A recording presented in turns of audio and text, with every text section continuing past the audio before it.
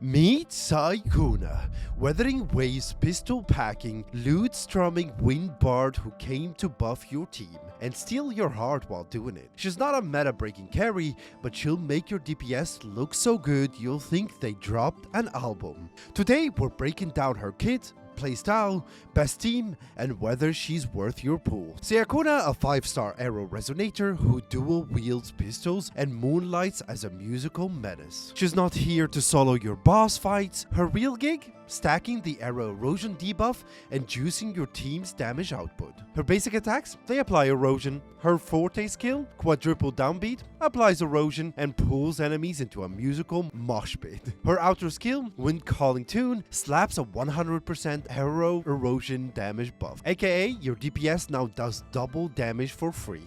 In short, the playstyle? Not a carry, but a star. Let's be real. Ciaccona is not your main DPS. Xian, Camellia, Encore, and maybe Cartethiya are out here or going to be throwing hands, while Ciaccona is just out here throwing harmonies. She's the support who makes your damage look better, the behind-the-scene MVP, if I might say so. Think of her as your off-field hype woman. Drops debuffs, buff your Aero boys, then moonwalks off the field while everyone else gets the spotlight. Ciaccona isn't a plug-and-play unit, she thrives on debuff synergy teams. Here are some squads where she shines brighter than her loot polish. The first team I'd like to call Premium Debuff Stackers. Ciaccona plus Phoebe plus Aero. Phoebe drops Spectral Phrasal, Ciaccona stacks Erosion, and Rover glues it all together with buffs and heals. The second team, I call it No Heal Chaos Squad. Zani plus Ciaccona plus Phoebe. No healer, just vibes, pain, and huge debuff triggered nukes. My third team is going to be Aero AoE Madness. Xian, Jiaxin, Ciaccona. Xian loves AoE. Jiaxin gathers enemies. Ciaccona amps everything with wind magic. It's like a Beyblade collab. The last team is kinda free-to-play vibes, Ciaccona plus Aero Rover, and finally Baiji. Don't let the budget fool you, this trio still delivers crowd control, buffs, and healing. If you've got Spectral Rover, he can sub in for extra spice. To sum it up, these comps are about synergy. Ciaccona isn't the damage, she's why the damage happens. So let's kinda compare how she compares to the big names. Xian, pure Aero DPS. He's the storm. Ciaccona is basically the wind behind the storm. Camellia, Havoc, hyper carry. She needs the field. Ciaccona doesn't even want it. Encore, fusion spare diva. Solo DPS queen. Ciaccona, she just plays backup vocals. To sum it up, they're the main stage performance. Ciaccona's the sound engineer, making sure the concert doesn't flop.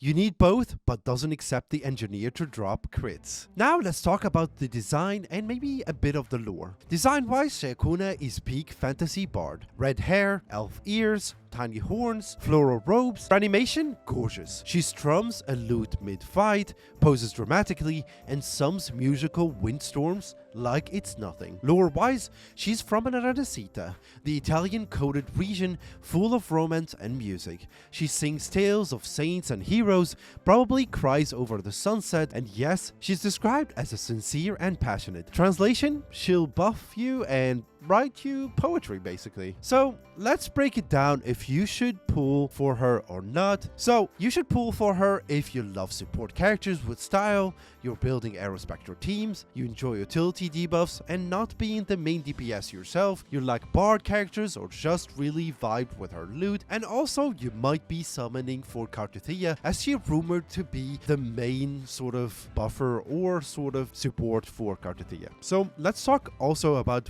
why maybe you should skip her. You should maybe skip her if you need raw carry damage, your team has no use for erosion debuffs, and you'll maybe just spend all your pools on Cartethiya or maybe Lupa in the future. To be honest, she's not a meta must pull, but she's a fun, unique unit who adds big value in the right hands, and maybe she's going to be a future-proof character in terms of debuffs. If you like enabling your team and looking cool while doing it, Ciaccona might just be your girl. To sum it up, Ciaccona is the wind beneath your carry wings. She's not here to take the spotlight, she's here to make your whole team better.